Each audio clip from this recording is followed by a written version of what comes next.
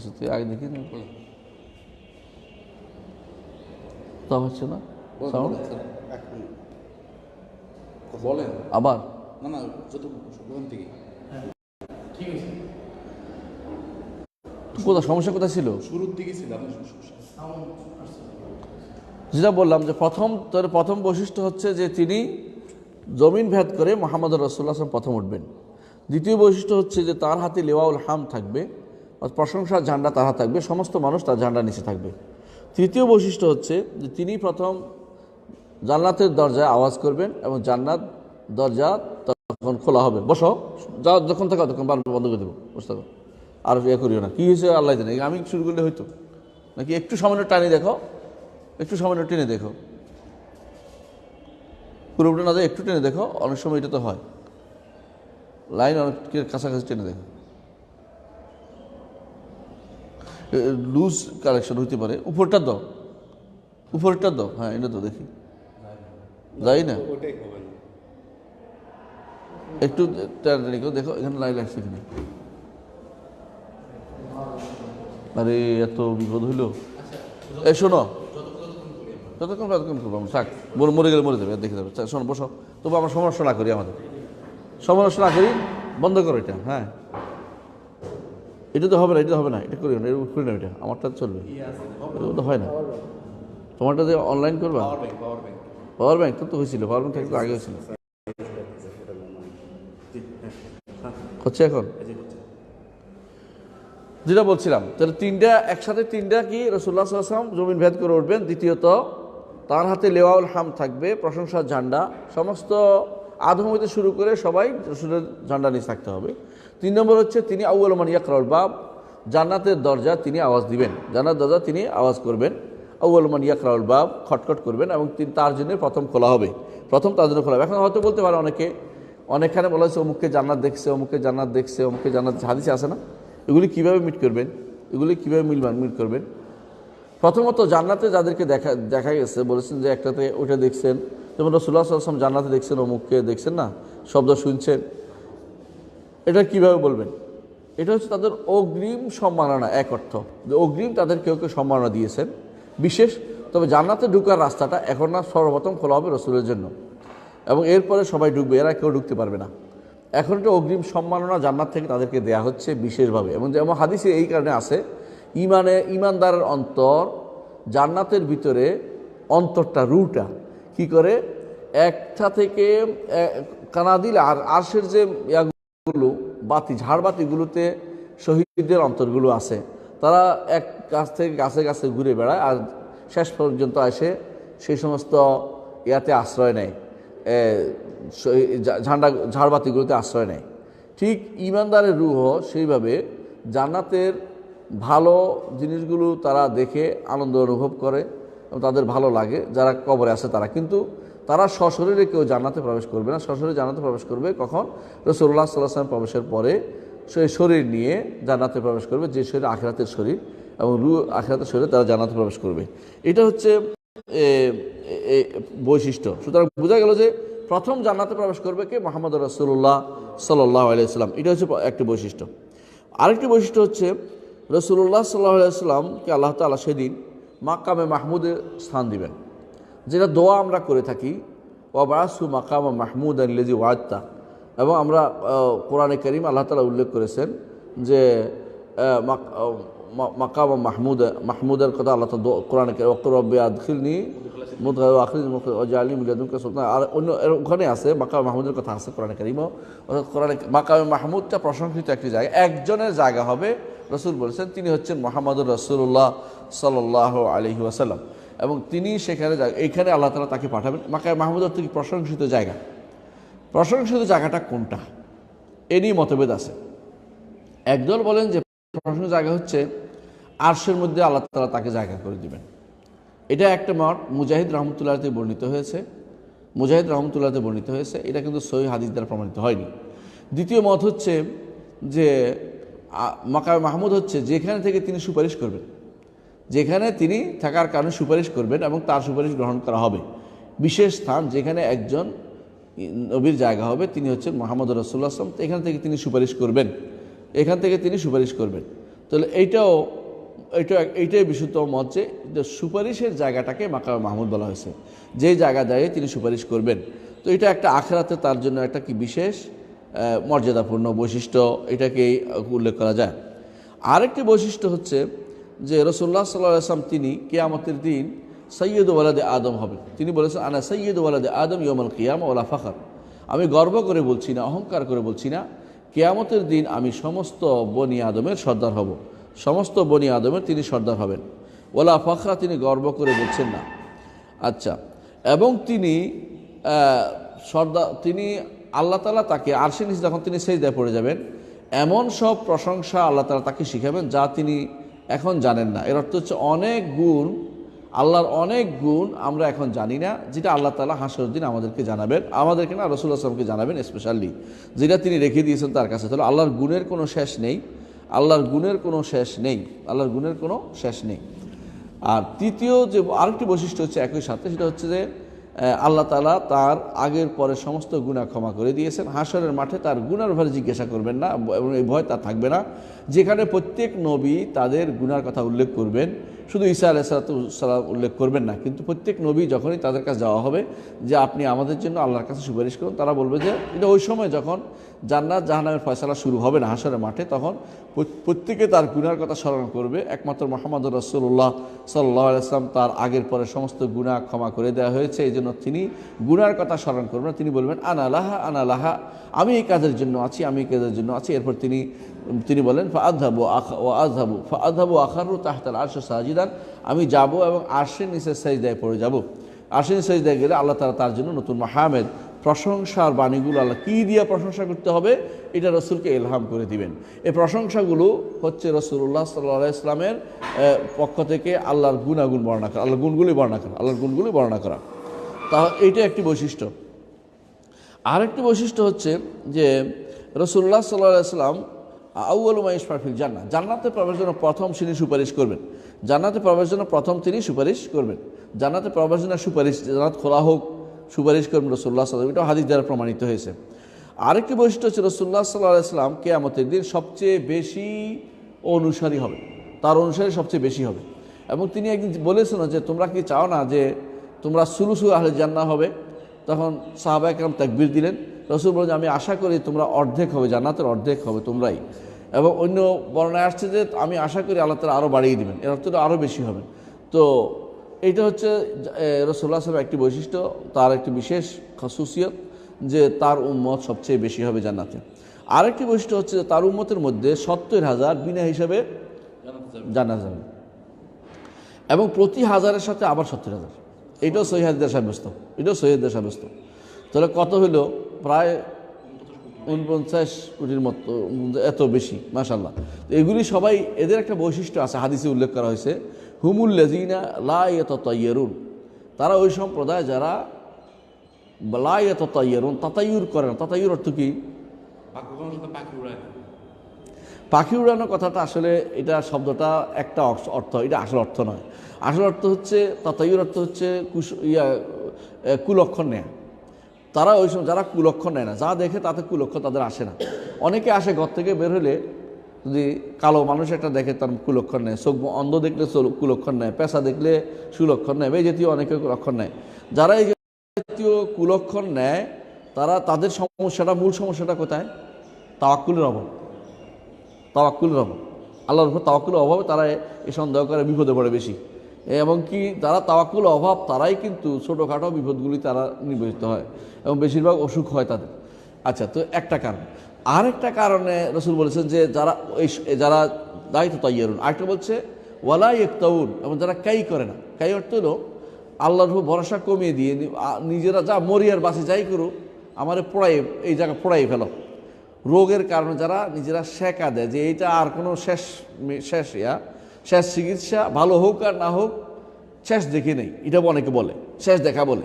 আল্লাহর উপর তাওয়াক্কুল তাদের কমে যায়, এবং এটা যারা করে তখন তারাও এই 70,000-এর ভিতরে পড়বে না।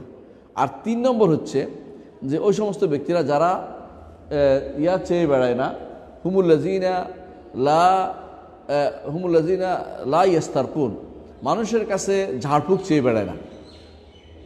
এই 3টার পরে রাসূল বলেছেন ওয়া আলা রাব্বিহিম ইয়াতাওয়াক্কালুন, এদের মধ্যে আল্লাহর উপর ভরসা আছে, এই জন্য তারা এগুলি করে না। কিন্তু আল্লাহর উপর ভরসা করার পরে যদি কিছু এগুলি করে কোনোটা, তাহলে এগুলি কিন্তু 70,000 থেকে বাইরে যাবে না। এর অর্থ হচ্ছে যাদের কর্মকাণ্ড আল্লাহর উপর ভরসা করে করা হয় সারা জীবন, তারা 70,000-এর ভিতরে পড়ে যাবে। এই জন্য আল্লাহর উপর ভরসার ভিতরে বাইরে থাকলে এগুলি না করলেও কিন্তু 70,000-এর ভিতরে পড়বে না। বোঝা গেল আল্লাহর উপর ভরসাটা হচ্ছে মূল জিনিস। যাদের আল্লাহর উপর ভরসা করে, তাওয়াক্কুল করে, এরা 70,000 বিনা হিসাবে জান্নাতে যাবে, এবং 70,000 সাথে প্রতি হাজারে আরও 70,000 করে জান্নাতে বিনা হিসাবে যাবে বলে রাসূলুল্লাহ সাল্লাল্লাহু আলাইহি ওয়াসাল্লাম ঘোষণা করেছেন। এই 70,000 হিসাবের মধ্যে গণনার মধ্যে অনেক বিশাল হবে, কারণ এই উম্মতের মধ্যে যারা তাওয়াক্কুলের মধ্যে আল্লাহর উপর বেশি তাওয়াক্কুল করে, সবাই এর ভিতরে পড়ে যাবে, এবং তারা জীবন তাওয়াক্কুলের উপর কাটিয়ে দিয়েছে। প্রত্যেকে এই এই এই বিশেষ বৈশিষ্ট্য সে তারা অধিকারী হবে, এবং এটা মুহাম্মদ রাসূলুল্লাহ সাল্লাল্লাহু আলাইহি ওয়াসাল্লামের বৈশিষ্ট্য যে তার উম্মত এতগুলি বিনা হিসাবে জান্নাতে যাবে। রাসূলুল্লাহ সাল্লাল্লাহু আলাইহি ওয়াসাল্লামের আরেকটি বৈশিষ্ট্য হচ্ছে যে রাসূলুল্লাহ সাল্লাল্লাহু আলাইহি ওয়াসাল্লাম উম্মত পূর্ববর্তী উম্মতের উপরে সাক্ষ্য দিবে।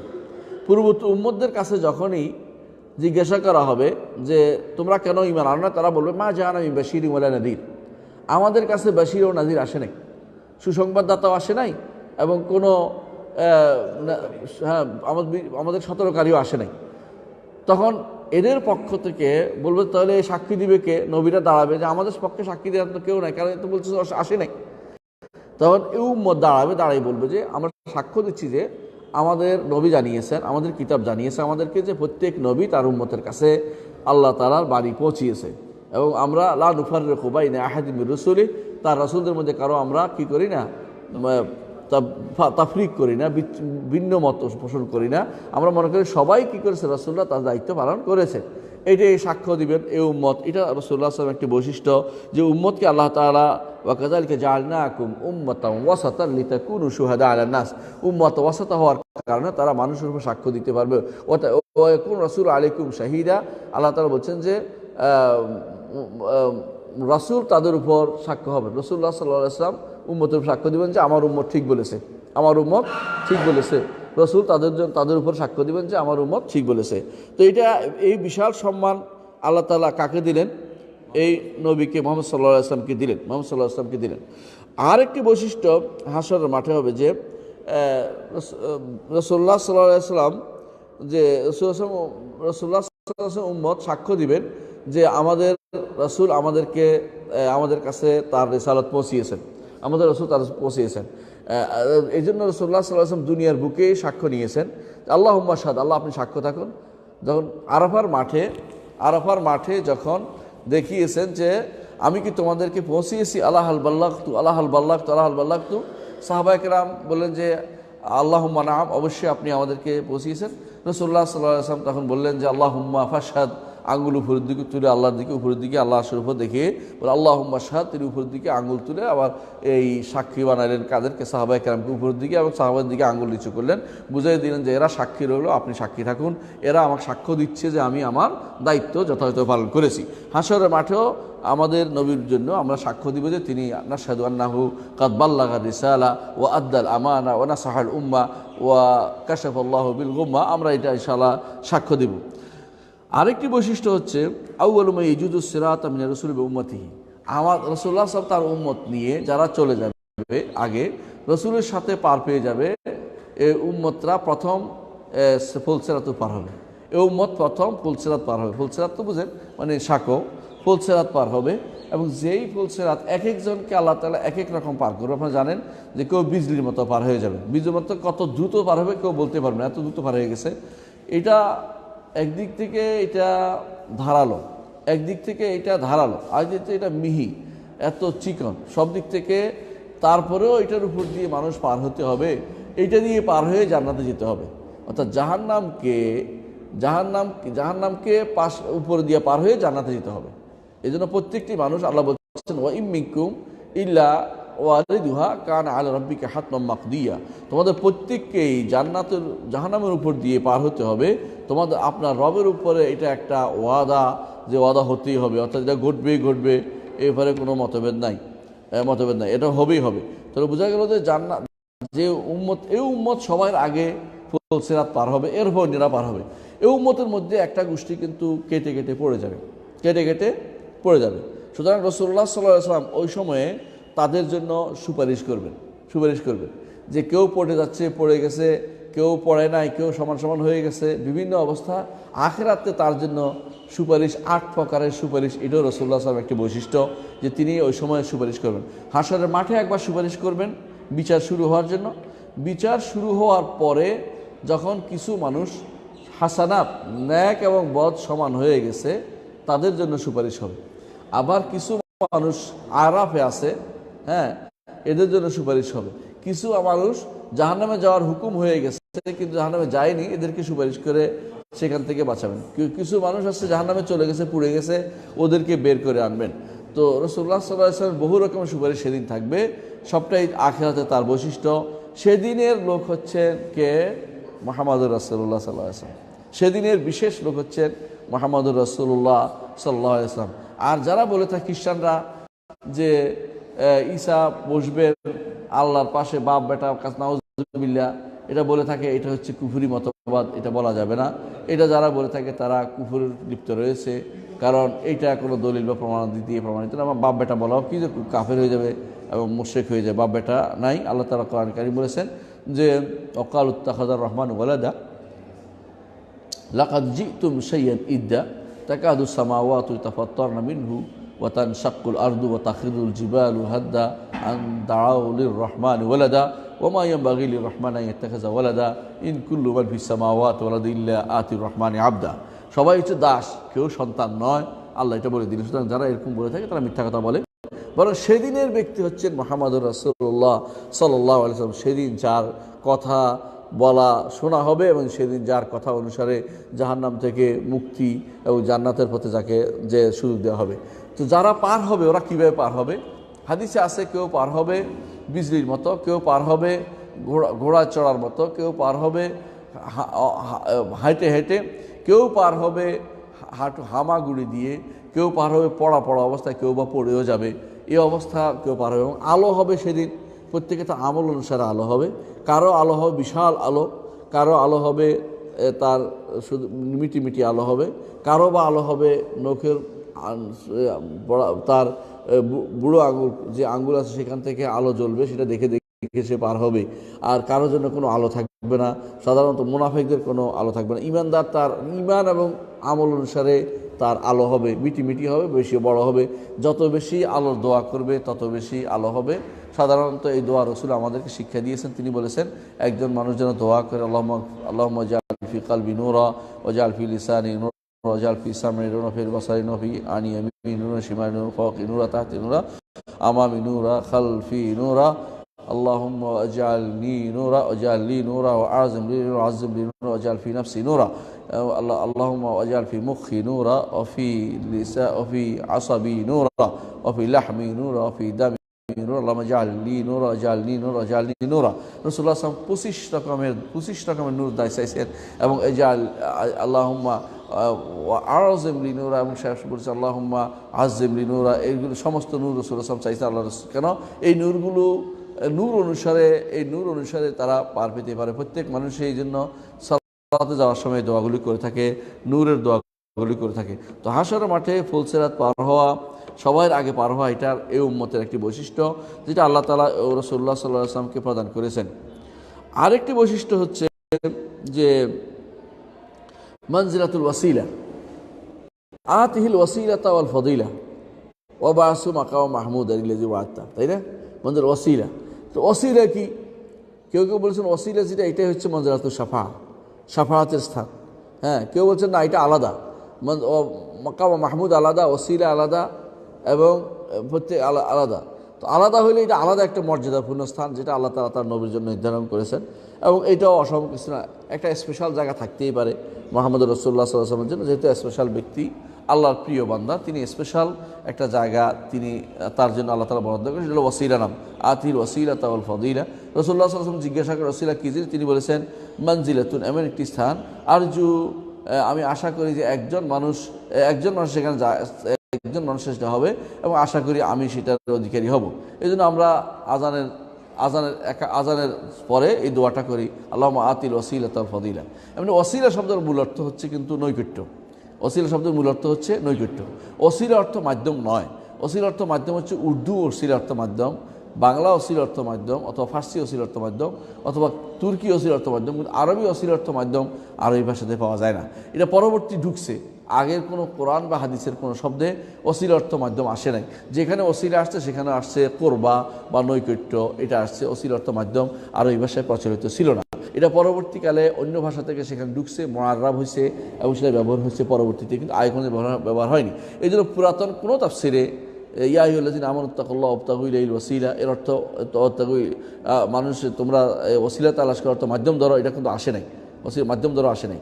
সবাই অনুবাদ করেছে ওয়াবতাগু ইলাইহিল ওয়াসিলা আয় তাকাররুব, উতলুবু ইলাল্লাহি তাকাররুব, করবা আল্লাহর কাছে নৈকট্য অর্জন চাও, এটা সব অনুবাদ করেছে। দেখবেন সমস্ত তাফসির, কোনো তাফসির পাবেন না ওসিলা অর্থ মাধ্যম, কোনো তাফসির পাবেন না, এবং আরবি কোনো ডিকশনারিতেও নাই। আপনারা যদি কোনো মুরজামুল ওয়াসিল দেখেন, সবচেয়ে কাছের মুরজামুল ওয়াসিল দেখবেন যে ওসিলা অর্থ মাধ্যম নাই। এর অর্থ হচ্ছে ওসিলার মাধ্যমটা পরে ঢুকছে, মুআররাব হয়েছে, থেকে ফার্সি উর্দু বিভিন্ন ভাষা থেকে মুআররাব হইয়া মানুষের কাছে এটা প্রচলিত হয়েছে যে ওসিলা ধরছে। কিন্তু ওসিলা অর্থ কি আসলে, কি অর্থ কি? নৈকট্য। এবং মূলত এটাই এটাই ওসিলা, তো এটাই প্রচলিত ছিল। আল্লাহ তাআলা এই মর্যাদাপূর্ণ স্থানটি কাকে দিয়েছেন? মুহাম্মদুর রাসূলুল্লাহ সাল্লাল্লাহু আলাইহি ওয়াসাল্লামকে দিয়েছেন। আচ্ছা, আরেকটি বৈশিষ্ট্য হচ্ছে আল্লাহ তাআলা তাকে কাউসার দিয়েছেন, ইন্না আতাইনাকাল কাউসার। আখিরাত, এই কাউসারটা কি জিনিস? কাউসার অর্থ হচ্ছে কাসরাতুল খায়র, প্রভূত কল্যাণ। যেই কল্যাণ শেষ নাই, সেটা কি কল্যাণের কোনো, সেটা তো মূলত এক বিশুদ্ধ হাদিস দিয়ে আসছে। কাউসার কি জিনিস? হচ্ছে এমন একটি বিশাল জলাধার স্রোতস্বিনী, যা থেকে প্রত্যেক নবীর জন্য হাউজ আসছে। তা হাউজের মূল হচ্ছে কাউসার। কাউসার হচ্ছে বিশাল জলাধার, এটার থেকে প্রত্যেক নবীর জন্য একটা কাউসার হচ্ছে বিশাল জলাধার, প্রত্যেক নবীর একটা হাউজ আসছে, এবং কি আমাদের নবীরও একটা হাউজ আছে। তাহলে কাউসার মালিক মুহাম্মদ রাসূলুল্লাহ সাল্লাল্লাহু আলাইহি ওয়াসাল্লাম, হাউজের মালিক মুহাম্মদ রাসূলুল্লাহ সাল্লাল্লাহু আলাইহি ওয়াসাল্লাম। আর অন্যান্য নবীরা তারা কাউসারের মালিক না, প্রত্যেক একটা হাউজের মালিক। এই যে রাসূলের হাউজে সামনে থাকার কারণে সবাই পানি খেতে আসবে, কিন্তু রাসূল বলে না, আমার উম্মতের জন্য স্পেশালি এটা, তোমরা তোমাদেরই ইয়ার নবীর কাছে যাও, তিনি তার উম্মতের যে হাউজ আছে সেখান থেকে তিনি তোমাদের পান করাবেন। অর্থাৎ রসুলের জন্য যেখান থেকে রাসূলুল্লাহ হাদিসে আসছে, রাসূলুল্লাহ সাল্লাল্লাহু আলাইহি ওয়াসাল্লাম বলেছেন যে আমি তোমাদের আযুদু আনকুম, তোমাদের থেকে দূর রাখবো ওদেরকে, না এটা আমার উম্মতের স্পেশাল, এখানে তোমরা ঢুকতে পারবে না। এটা রাসূলুল্লাহ সাল্লাল্লাহু আলাইহি ওয়াসাল্লাম একটা বিশেষ বৈশিষ্ট্য। তবে প্রত্যেক নবীকেই আল্লাহ তাআলা হাউস দিবেন, এটা আলাদাই বৈশিষ্ট্য। কিন্তু কাউসারের একমাত্র মালিককে? মুহাম্মদুর রাসূলুল্লাহ সাল্লাল্লাহু আলাইহি ওয়াসাল্লাম। কাউসারের মালিক তো মুহাম্মদুর রাসূলুল্লাহ সাল্লাল্লাহু আলাইহি ওয়াসাল্লাম। এটা হচ্ছে আখিরাতের বৈশিষ্ট্য। আখিরাতের এমন কিছু বৈশিষ্ট্য আছে যেগুলো আমরা অন্য নবীদের আছে, সেগুলো আর আলোচনা করলাম না, শুধু আমাদের নবীর সাথে সংশ্লিষ্ট সেগুলো আলোচনা করলাম। এর বাইরে কিছু বৈশিষ্ট্য আছে যেগুলো অন্যান্য নবীরা তার সাথে রিলেটেড। কিছু বৈশিষ্ট্য আছে দুনিয়াতে, এমন কিছু বৈশিষ্ট্য আছে দুনিয়ার জীবনে অন্য নবীরা তার সাথে, রসুলের সাথে, অন্য নবীদের আছে, রসুলের আছে, এমন কিছু বৈশিষ্ট্য আছে। সেগুলি কি? এগুলি কয়েকটা আমরা উল্লেখ করবো। এক নম্বর হচ্ছে যে রাসূলুল্লাহ সাল্লাল্লাহু আলাইহি ওয়াসাল্লামকে ভালোবাসতে হবে। এটা শুধু আমাদের নবী না, অন্য নবীকেও তাদের উম্মতরা কি হতে ভালোবাসতে হবে। ঠিক আমরাও আমাদের অন্য নবীকে ভালোবাসি, অন্য নবীদেরকে ভালোবাসি। আমানা রাসূলু বিমা উনজিলা মির রাব্বিহি ওয়াল মুমিনুন কুল্লুন আমানা বিল্লাহি ওয়া মালাইকাতিহি ওয়া কুতুবিহি ওয়া রুসুলিহি লা নুফাররিকু বাইনা আহাদিন মির রুসুলিহি। ভালোবাসার ক্ষেত্রে আমরা কোনো কি তারতম্য করি না, ভালোবাসার ক্ষেত্রে আমরা কোনো পার্থক্য করি না, বরং আমরা বলি যে হ্যাঁ, সমস্ত নবীদেরকে আমরা ভালোবাসি। নবীরা রাসূলুল্লাহ সাল্লাল্লাহু আলাইহি ওয়াসাল্লাম বলেছেন আল আম্বিয়া ইখওয়াতু আল্লাহ, নবীরা সবাই হচ্ছে বই মাতৃয় ভাই। দিন ও ওয়াহেদ ওয়া শারাইহুম শাত্তা, তাদের দিন এক কিন্তু শরীয়ত ভিন্ন ভিন্ন। দিন এক অর্থ হলো আকীদার জিনিসগুলো এক, আকীদাতে কোনো পরিবর্তনশীল জিনিস কোনোদিনই ছিল না, সমস্ত আকীদা এক, বুঝলেন কিনা? আদম আলাইহিস সালাতু ওয়াস সালামের কাছে ঈমানের রকম কয়টা? 6টা। নূহের কাছে কয়টা? 6টা। যুগে যুগে এগুলিই ছিল, এগুলি কোনো পরিবর্তন হয় নাই, কিন্তু সালাতের সিস্টেম পরিবর্তন হয়েছে, তাই না? এবং ধরেন অন্য সব কিছু, জাকাতের সিস্টেম পরিবর্তন, গনিমতের মালের সিস্টেম পরিবর্তন, বিয়ে শাদীর সিস্টেম পরিবর্তন, কত রকম সিস্টেম হয়েছে, কিন্তু আকীদা কোনো জীবনেই 6টার রকম 7টা হয়নি। 8টা 9টা হয়নি, মানে রোকনগুলি ঠিকই ছিল, এইটাই ছিল। এবং আল্লাহ তাআলা এই জন্য কোরআনে কারীম বলেছেন ওয়াসআল মান আরসালনা ক্বাবলাকা মির রুসুলিনা আজআলনা লিমান ইয়াকফুরু বির রহমানি আলিহাতান ইউবাদুন। আমরা কি তাদের জন্য আল্লাহ ভিন্ন ইলাহ করেছি? কোনোদিন আল্লাহ তাআলা কোনোদিন কোনো ভিন্ন ইলাহ করে নাই। কোনো কিতাবে বা কোনো বইতে যদি কোনো দেখা যায় যে কোনো কিতাবে দেখা যায় যে এখানে আল্লাহ ছাড়া অন্য কারো ইবাদতের কথা আহ্বান জানানো হয়েছে, সেটা আল্লাহর কিতাব নয়, অথবা সে অংশটা আল্লাহর কিতাব নয়। যেমন আমরা দেখতে পাই তাওরাত এবং জাবুরে কোনো কোনো জায়গাতে আল্লাহ ছাড়া অন্যের ইবাদতের কথা উল্লেখ আছে, তাহলে বোঝা গেল ওইটা প্রক্ষিপ্ত, এটা আল্লাহর কথা হইতে পারে না। অনুরূপভাবে যে সমস্ত বইতে তাওহীদের কোনো কথা না, এটা আল্লাহর বাণী হইতে পারে না। যেমন বেদ তাওহীদ নাই, এই জন্য এটা আল্লাহর কোনো বাণী হইতে পারে না। বেদের মধ্যে তাওহীদ যারা বের করে তারা এটা অপব্যাখ্যা করে বের করে, আমরা অপব্যাখ্যা থেকে দূরে থাকি। বেদকে আমাদের আল্লাহর বাণী বানানোর কোনো প্রয়োজন নেই, কারণ এটা কোনো প্রমাণিত কোনো আমাদের কাছে আসে নাই যে এরকম কোনো কিতাব আসছে।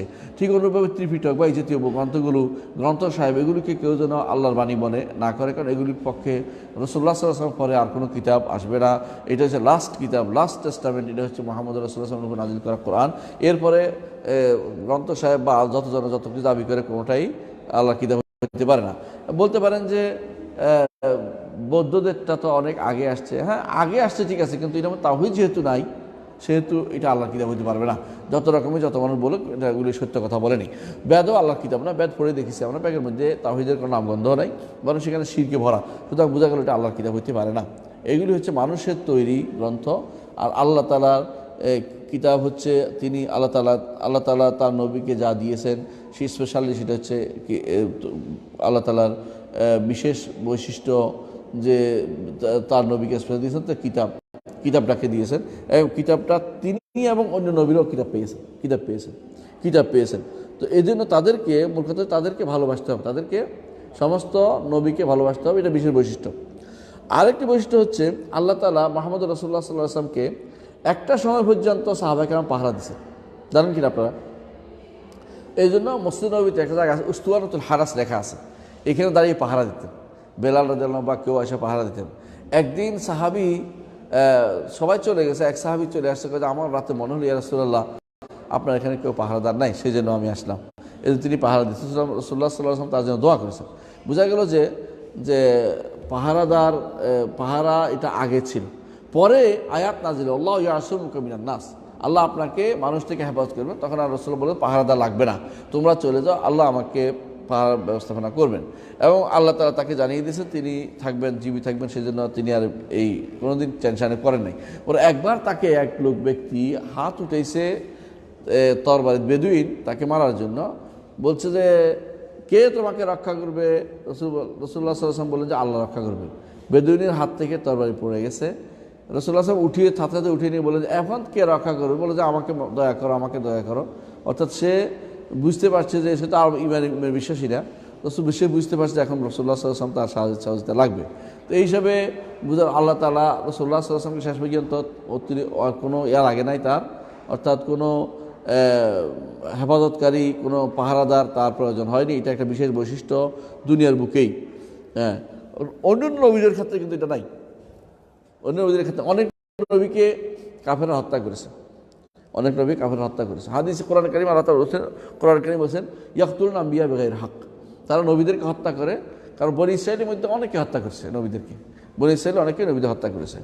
এই জন্য আল্লাহ তাআলা এই নবীকে স্পেশাল বৈশিষ্ট্য দিয়েছেন যে তাকে আল্লাহ তাআলা হেফাজতের দায়িত্ব নিয়েছেন নিজেই, এই জন্য তিনি হত্যা হয়ে মারা যাবেন না, এটা স্পষ্ট হয়ে গেল।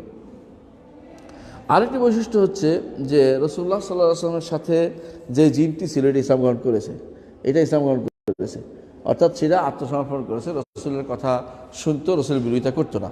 এরকম যারা ঈমানদার জিন আছে, অনেকের সাথে কারিন বলে এটাকে, প্রত্যেকের সাথে একটা কারিন আছে, আপনার প্রত্যেকের সাথে একটা কারিন আছে, একটা জিন আছে। এটা যদি কোনো মানুষের সলাবা দেখে, দিনের উপরে সুদৃঢ়তা দেখে নিজে ইসলাম গ্রহণ করে অথবা নিজেই এখান থেকে পালিয়ে যায়, কারণ তার তো থাকা সম্ভব হয় না। আজান দিলে পালায়, একামত দিলে পালায়, সালাত শুরু করলে পালায়, আওয়াজ শুনতে পালায়, সে তো মহাবিপদে আছে। এই জন্য সে একসময় সে নিজেই হয়ে যায়, রোগহীন হয়ে যায় এবং সে নিরোগ আত্মায় পরিণত হয়ে যায়। আচ্ছা, এই হলো একটি বৈশিষ্ট্য। আরেকটি বৈশিষ্ট্য হচ্ছে যে রাসূলুল্লাহ সাল্লাল্লাহু আলাইহি ওয়াসাল্লামকে কেউ যদি দেখে থাকে, বলে আমি স্বপ্নে দেখছি, তাহলে অবশ্যই তাকে দেখছে, কারণ শয়তান তার রূপ নিতে পারে না। তবে রসুল নিজে বলতে হবে যে আমি হচ্ছি রাসূল। কেউ যদি বলে যে অমুক রাসূল যাচ্ছে, তাহলে বুঝতে বলে এখানে কিছু 2 নম্বর আছে, কারণ রসুল যাচ্ছে তুমি বুঝলা কী করে? বরং নিজে বলতে হবে যে আমি আল্লাহ রসুল এসেছি। তখন স্বপ্নে যদি আসে তাহলে বিশ্বাস করতে হবে রসুল দেখেছেন, কারণ রাসূলুল্লাহ সাল্লাল্লাহু আলাইহি ওয়াসাল্লাম বলেছেন শয়তান আমার রূপ ধারণ করতে পারে না। রাসূলুল্লাহ সাল্লাল্লাহু আলাইহি ওয়াসাল্লাম যেহেতু বলেছেন শয়তান মুহাম্মদ সাল্লাল্লাহু আলাইহি ওয়াসাল্লাম রূপ ধারণ করতে পারে না, এর অর্থ হচ্ছে রাসূলুল্লাহ সাল্লাল্লাহু আলাইহি ওয়াসাল্লাম নিজের স্বপ্নে যদি কাউকে দেখা যে তিনি বলেন যে এটা আমি আসছি তোমাকে এটা করতে পারি জানাতে, তাহলে সেটা অবশ্যই রাসূলুল্লাহ সাল্লাল্লাহু আলাইহি ওয়াসাল্লামকে এসে দেখেছে, রাসূল দেখেছে।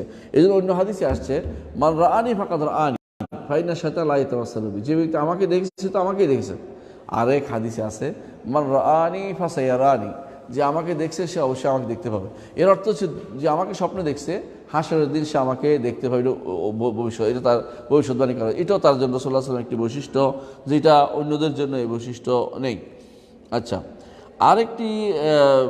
আরেকটি বৈশিষ্ট্য হচ্ছে যে রাসূলুল্লাহ সাল্লাল্লাহু আলাইহি ওয়াসাল্লামের কথার উপর অন্য কারো কথা বলা জায়েজ নেই। আল্লাহ তাআলা কোরআনে